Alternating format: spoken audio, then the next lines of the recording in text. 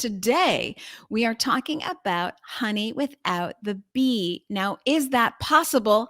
And why would you ever want to do that? Let's go and find out. I have with me today from San Francisco, Darko Mandich, who's the co-founder and CEO of Meli-bio. Darko, thanks for being with me.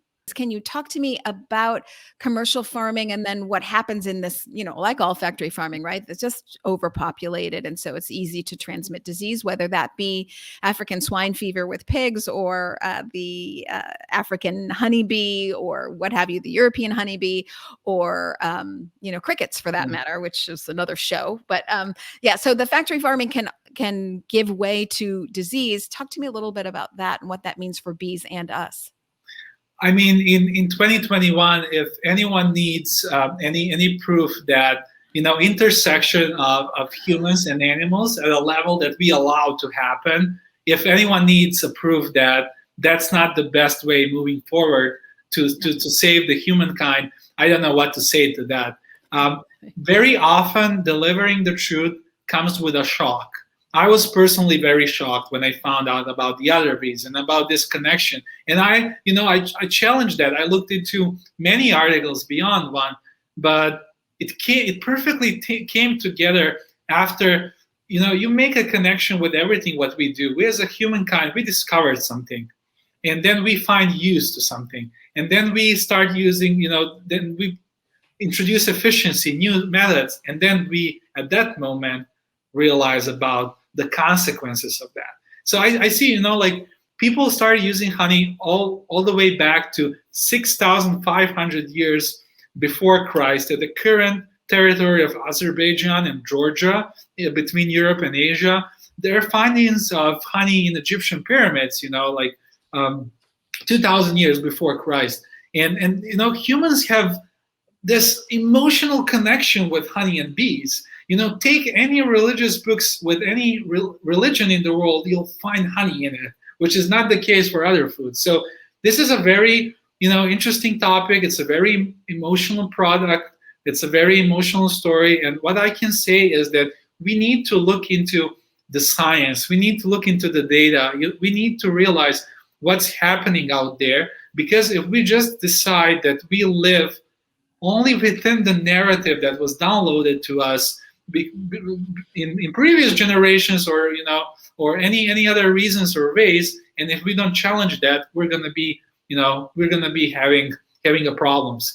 Unfortunately, only 2% of beekeepers are organic beekeepers. So to call that, it is considered that organic beekeepers are treating bees a little bit better than commercial scale beekeeping, but that's only 2%. But Elizabeth, I would say, look at all the amazing things that we accomplished as humankind. Look at the world today versus then what we had, in the past. And I'm wondering, who has the right to stop the evolution, Elizabeth? Who has the right to say we've been eating something coming from the animal for, decades or centuries? What if there is a better way? What if, in order to survive on this planet, we need to win the game of adapting and using what we've built so far, which is knowledge and science, into our own benefit? And this is what Meli-bio is. I'm not a scientist. My co-founder is a scientist. I'm not a scientist. I went to business school, and I'm coming from an entrepreneurial family that's really connected to the food. But I really believe that the more I discover science, the more I think about the plant-based route or the precision fermentation, I see enormous opportunity to feed the world, to leave no one without food, and to make that sustainably so that we keep this planet and these creatures alive. Yeah, I love what you're saying. Again, so much to unpack there. So much of what we talk about when we talk about a global shifting food supply system is food security and making sure that people all the people. So that's almost 10 billion people by 2050, according to the UN.